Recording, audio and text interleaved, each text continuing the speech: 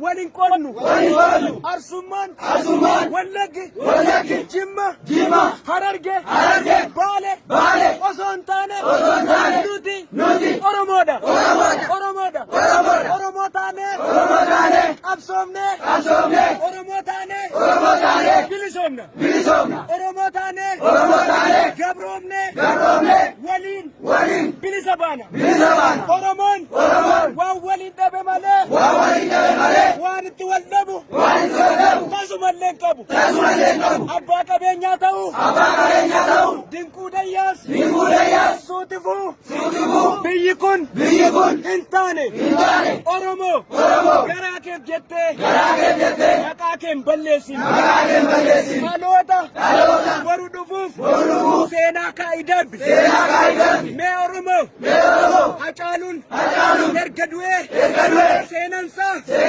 نموتا دواني أجرا نموني أورمان أدلة كليسلة أورمان نمني أمتنا دمباني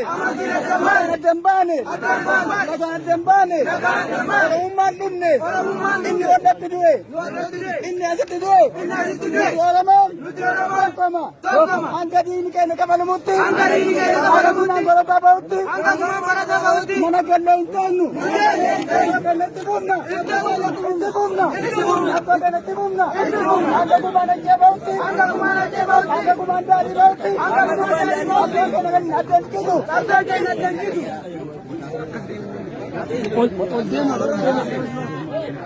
all demos our hero Ajalu is our hero we love you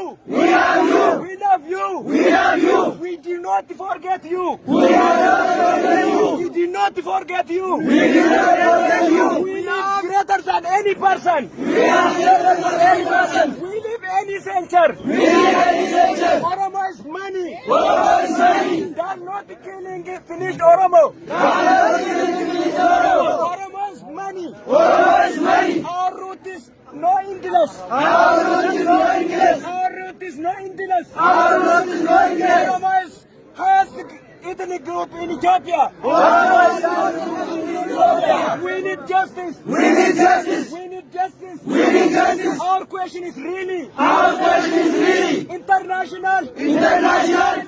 Please help us. Oromo question is undermined. What we ask.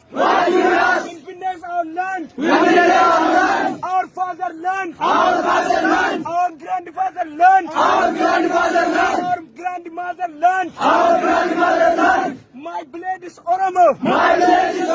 I'm not Naftanya. Naftanya is a terrorist. Menelik is genocide Oromo people. Menelik is genocide Oromo people. For example, Anole, Chalanko, arrested Oromo people. So stand up. Ask your question. No freedom. No justice. In Ethiopia. Abiy Ahmed. Become to the power. The Oromo terror.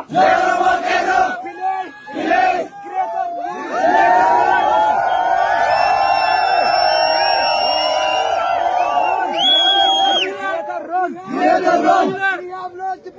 We have lost freedom.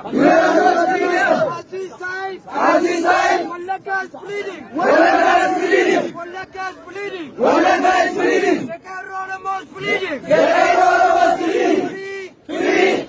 Free. All political. Oromo prisoner.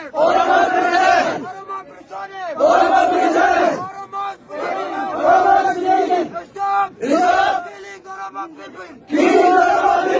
Stop killing Oromo students. We have freedom. We have lost lost freedom. We are lost freedom. So what we can need now? We need freedom. We need freedom. We need freedom. We need freedom. We need freedom. We need freedom. We need freedom. Oromo. Oromo. Oromo. Oromo. Isodatin. Isodatin. Falmadu. Falmadu. Falmadu. Falmadu. Duty. Duty.